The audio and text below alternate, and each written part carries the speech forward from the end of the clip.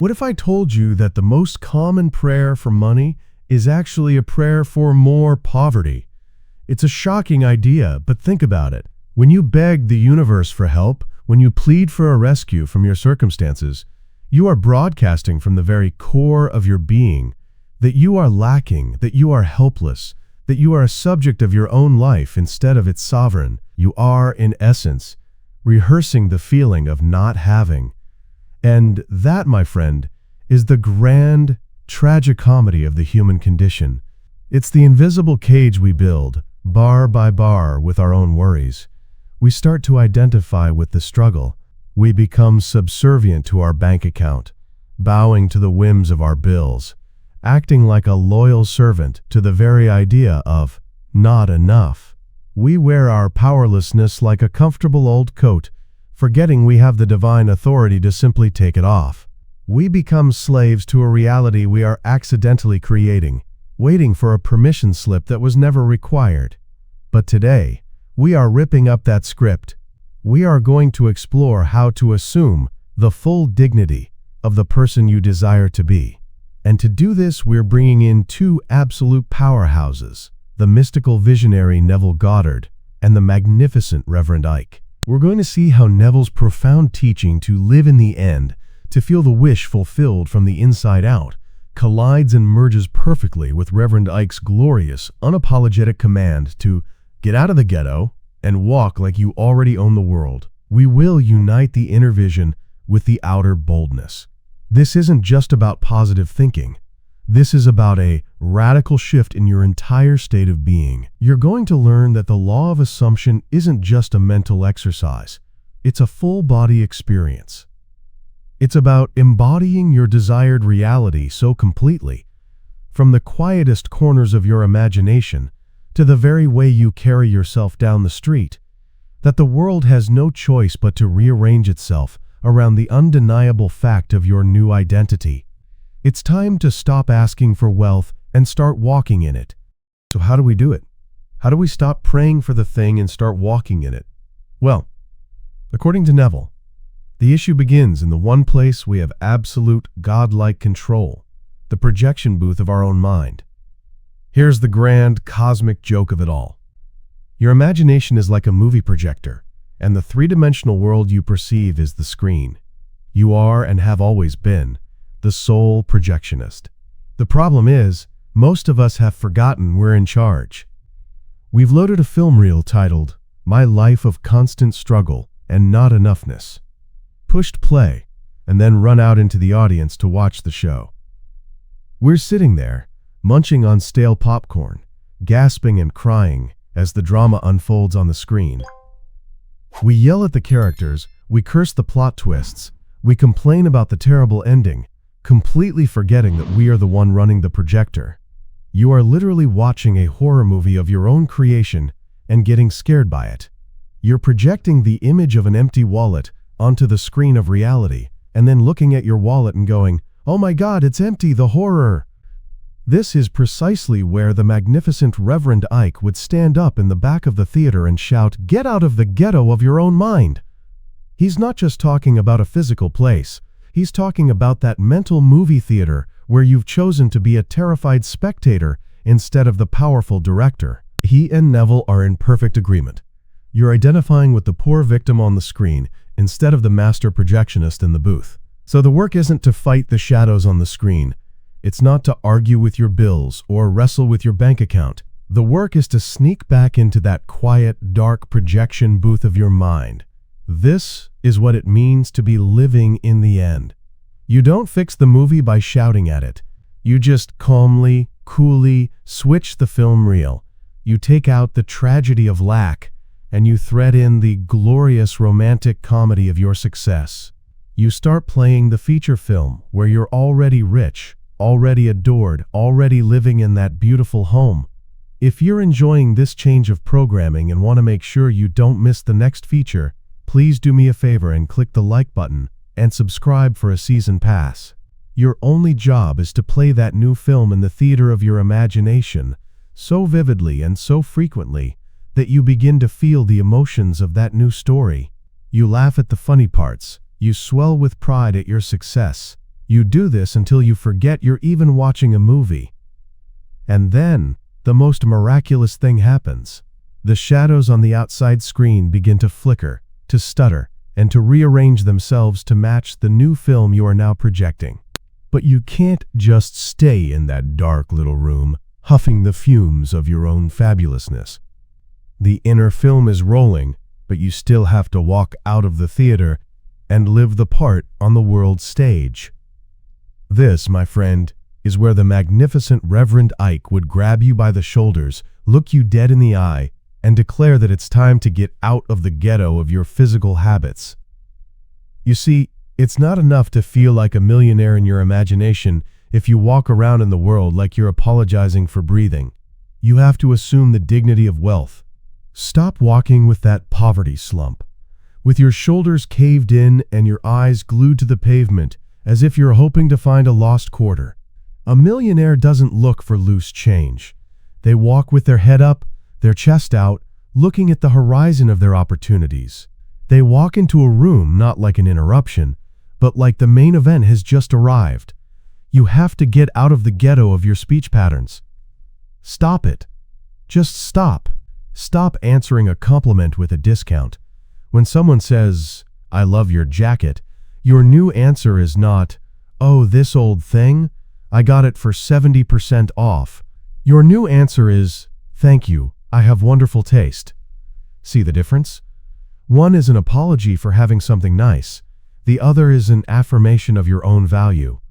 And for heaven's sake, get out of the ghetto of your consumer habits. You know what I'm talking about. Going to a restaurant and immediately scanning the right-hand side of the menu for the prices before you even let your eyes grace the left-hand side with the actual food. Every time you do that, you are performing a ritual to poverty. You are sending a clear, desperate prayer to the God of, "I can't afford it." A person of spiritual wealth decides what they want, and then they assume it is handled. Let's have some fun with this. Drop a comment below and tell me one silly, sneaky little poverty habit you are officially evicting today. Is it the menu scan? The compliment deflection? Let's call them out and laugh them out of our lives. This isn't about being fake, it's about being congruent. Your outer self-image must become the loyal bodyguard for your inner vision. You are creating a feedback loop. You feel rich on the inside, so you act rich on the outside, which then makes you feel even more rich on the inside. You are breaking the muscle memory of the slave. You cannot hold the feeling of a king in your heart while presenting the posture of a peasant to the world. The universe doesn't know what to do with those mixed signals. So assume the dignity, walk like you own the place. Because in the projection booth of your mind, you already do. Now let's be honest, this is where the wheels fall off for most people. This is the great test. You've been in the projection booth, running your glorious new film. You've walked out of the theater with your shoulders back and ordered the lobster without flinching. You feel, for a glorious afternoon, like the king of the world. And then you get home, and an overdue bill is waiting for you on the counter. And just like that, the panic sets in. The gotcha moment. This is when you start doing the silly things. You know what I'm talking about. You start checking your banking app every 7 minutes, as if $1 million is just going to magically appear between screen refreshes. You start bargaining with the universe. Okay, I'll feel rich for 1 more hour, but you have to give me a sign. You open your email and see nothing, and a voice in your head whispers, "See, you're a fraud. It's not working." You go from walking like a millionaire to acting like a fugitive from the law of averages in 30 seconds flat. This, my friend, is the crucial moment where Neville would whisper the word persistence, and Reverend Ike would shout, "Don't you dare look back at that ghetto." They are both talking about the same thing, the spiritual discipline of denying the senses. Denying the senses doesn't mean you pretend the bill isn't there.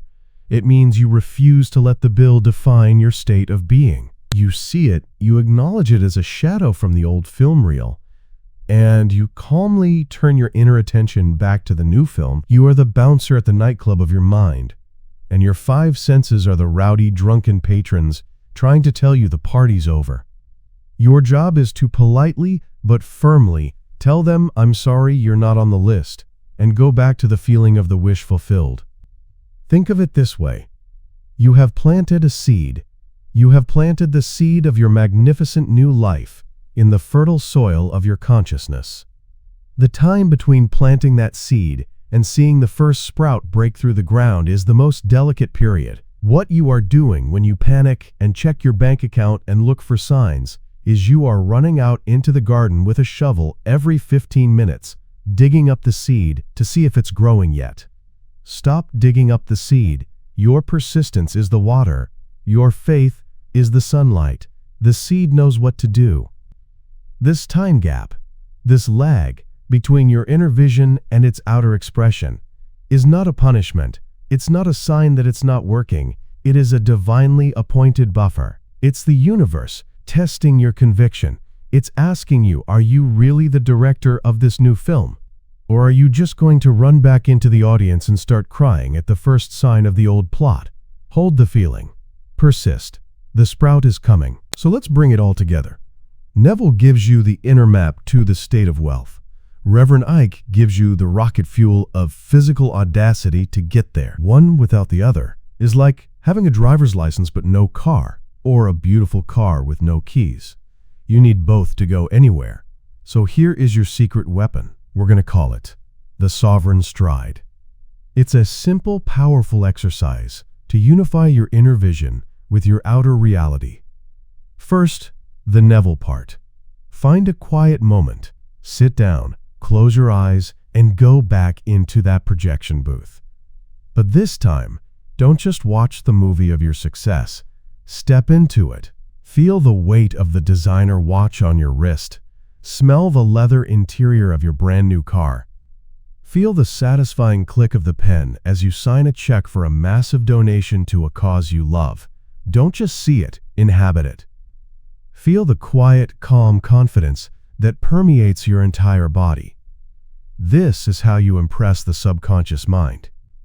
Linger in this feeling until it feels more real than the chair you're sitting on.